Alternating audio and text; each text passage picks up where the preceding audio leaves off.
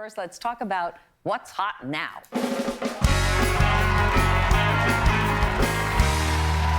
All right. Any baseball fans out there watching the first game of the World Series? Oh, my gosh. It was a nail-biter. Yamaneika, I know you're not a baseball fan, but this was amazing. Extra innings, Kansas City Royals beat the New York Mets 5-4. 14 innings, longest game won in World Series history, clocking it at 5 hours and 9 minutes. And in the fourth inning, I believe, it went to black because they lost all power. And for 6 minutes, they had to stop the game. And people went crazy, crazy that they couldn't watch their baseball. My husband went nuts. He had his computer screen on. He had his phone on. He was refreshing. You were on another show last night. So I was. Airtime on our channels. We were running back and forth. It was mayhem in our house. Yeah. I felt bad for the Fox guys, and I felt bad for all the fans. What is not happening? It was a technical problem. Yeah, I don't know exactly what it was. And then they picked up their international station. It's not that I'm not a fan. I don't know anything about baseball, and I didn't even know it was baseball season. So it was all news to me. But I was on Twitter, and it was all this. I was like, there's a blackout. I looked outside, like, all the lights are on. What are they talking about? Well, it was a very dramatic game, but it got even more dramatic. You may not know this, but the Royals pitcher, Eddie Volquez, pitched 6 innings without knowing that his father had died just hours before the game started. The family let the manager of the Kansas City Royals know that his dad has passed away, but they said, please do not tell him because we want Eddie to play the game. It means so much to him.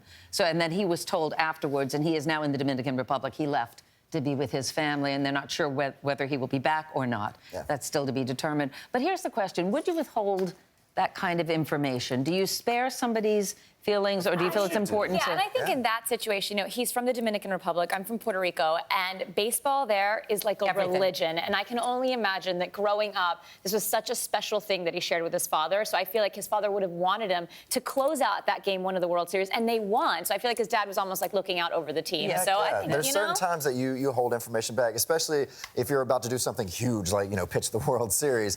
The family, you have to respect what the family wants. And my parents are just as bad as this. They always hold back information from me because they don't want to bother me. Just last week, my grandmother had to go to the hospital for a couple of days because she had, high blood pressure, but my mom would not tell me because she didn't want to affect this show. It does bother me in a way. See? It does. I was going to say, does. I listened to both of you, and I said, I felt bad for this guy. I mean, I would want to know. I mean, that's my dad. But in that's this my case, mom. I would not have wanted to know. In this particular case, they didn't give an option to him. Well, here's the reason. Okay, in this particular case, his father had already passed, unfortunately. So there was nothing that he could do. I could understand if there was a chance for him to see his father. And I know as a comic, I've had a comic friend of mine, they told him right before he went on stage that his father passed away. And I don't even know how he got on stage to continue to perform. But that just puts you in a different head. But they use some kind of like energy or kind of like, I'm doing this for dad. Bring you down. I think we bring you down. We don't know his personality. I just felt bad because I was like, that kind of But the family knows his personality, so you have to respect what the family wants. And respect the family's wishes. And maybe they knew that's what the dad would want. You don't know, so sure. This is kind of off that, but my husband's first book was called Blindsided. It was a memoir, and he wrote about his first marriage. He was married before. And we had never told the kids, and I never thought anything of it. It was very short judging. I hear some judging. It was very short marriage and the whole thing, and we never thought it would affect them. They read the book. They were furious. Furious. Why didn't you ever tell us? Why didn't you tell them? It never even crossed my mind. It never crossed my mind. Because it wasn't there. Children had produced from that marriage, you think? No, there were no children produced from that marriage. And I don't even know the person. She's probably a lovely person, but it was not a long marriage. And to this day, they're angry. And for the longest time, they say, well, if you wouldn't tell us that, what else are you keeping from us? Well, so you have to be very careful, I think, to share stuff with your kids. You put your parents on a pedestal, and so holding something kind of information like that might like tarnish how they feel about you, not you per se. Right. Sort of withholding information makes you just question things. Yeah, exactly. It's better to disclose than not disclose, I think, in that kind of situation. Well, I'm going to disclose something. Derek Jeter is off the market, ladies. Yes. I'm sorry, I know. It's sad. Here's my question. I always get this because Derek and I used to hang back in the day in our single days. Oh. And we did. And every time that we'd be together, people thought we were brothers. Do we look alike? I don't see it at all. A little bit. No, I don't see it at all. Better hair. But they would always think we're brothers. I'm like, no, I'm not brothers with Derek Jeter. Like I wish I was brothers with Derek was this Jeter. pre-coming out? Like, This was pre. Yeah, this is my straight days. By the way, that's a great guy to hang out with if you're like trying to pick up women. But he has a type. If you think about all models or actresses. I'm gonna go gorgeous. tall, gorgeous. gorgeous and famous. Well, why not? Okay, well, yeah. this is his longtime girlfriend, supermodel Hannah Davis, and I think they've been going out for several years now. And when he left baseball, he said one of the reasons was because he wanted to get married, to settle down, and to start a family. So congratulations to him. Yes. Yes. Yes. How old is that girl? Funny because She's young. How old is she?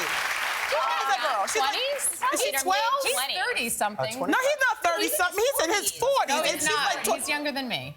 Then you not putting yourself out there in a good light. You think you hit that guy isn't his? Yes. No way. I'm not sure. We'll We find have to out. Google Somebody that. will tell me in my ear. Yeah. He's Mr. Clutch. Mr. Clutch can do anything in my house. I mean, he's so well respected on and off the field. He's waited a long time. I'm so happy for him. Jealous, I'm happy for him because I didn't want to. I mean, like George Clooney, I wasn't overly happy for. Well, I know that's personal wrong. reasons. Yeah, yes, it is, and it's so wrong to say that. But I didn't want him ever to find joy. Unless he suddenly came to his senses and knocked at my door. This is, you could tell Derek Jeter waited to retire to really be able to settle down. He was married to baseball, and now he gets to get really married and have kids. Yeah, he's 41, by the way. For a guy that's but for a guy that's had Age, that honey. history, doesn't that make you? I mean, he's been with I don't know how many women he's been with, but I don't know. As his wife or his fiance, I would think, am I really the one? Like, it's hard to date a guy like that. He's off the road now. Well, we all have past. I think it all makes us who we are. So Yeah, and got a they've been pretty long together for past. several years, so if she doesn't know now, she'll never know. She's 25. So. Okay, because she in elementary school. I know. Good for them. And George, I take it all back. Good for you and Amal as well. I hope there is no power outage tonight on television because debate 3 is set for the Republican presidential candidates. And here's what's interesting. The guy on top now is not Donald Trump, it's Ben Carson. According to the most recent New York Times poll nationwide among Republicans, he leads with 26% of the voters versus Trump at 22%, which is really interesting. And all the Iowa polls show Carson at front. So this is the first time Donald has been dropped to number 2. Well, is this because he's been changing the way he's campaigning? He's getting a little more political correct. He's listening to the experts, and the polls are dropping. So does he need to go back to that value has bombastic kind of Trump? gone with him a little bit, but I feel like Donald feels like there's blood in the political water, and he's sort of swimming really fast and trying to figure out what's going on. That's a big difference. Like Ben to leap that much is a big difference. I think it's the flip side of what you said. I don't think it's because he's running a different campaign. I think that the American voters are getting more educated and really researching their decision and who they're supporting. I think as we get closer and closer, people really start to look for real answers on real issues. And maybe his answers aren't adding up for a lot of voters. Well, Donald Trump himself said, quote, I don't get it. Here's the reality. We laugh and joke a lot, but he is a contender. I mean, he's more than a contender. Yeah, he absolutely. are Yeah. the contender. And I think he's going to pull ahead. I mean, he's not my personal favorite, and neither has Ben Carson. I mean, I'm not a Republican, I think but Donald Trump was bringing out voters that never vote before. I think that was the sort of how Obama did with the young voters. He resurged the young voters. And He's now I bringing think out they're a kind of collective pool of disappearing with his people. more PC. It's interesting you bring up Obama because he was with the U.S. women's soccer team yesterday who won the cup, the World Cup, against Japan. And he had them over to the White House. He said that playing like a girl means being the best. Yeah. But, either you think this guy is so cool, he said badass, or is that so presidential? Is that such a bad word? I don't think it is. Well, we give Trump kind of a lot of grief for talking sort of like cool and everything. I don't know. I don't know if it was too. I love Obama, but I don't know if it's too presidential. Some of the things that these kids are listening to today, that is like very G to them. I think the bigger issue for me in this topic is that we're still having to reassure girls that they're great. So it shouldn't take President Obama to open up that dialogue. We should just make that a thing. Women should just be behind that. We don't need someone to tell girls that they're badass. They should already know that. We don't need to validate them like He's just saying that they kick butt. I think he did a great. Listen, I love Obama. I think if anyone can pull it off, any president in the past history, it's him. If he wants to say badass, he can say it. When he talks, I just want to sit there at the TV and just listen. Like You know what? He's about to leave office. He don't care.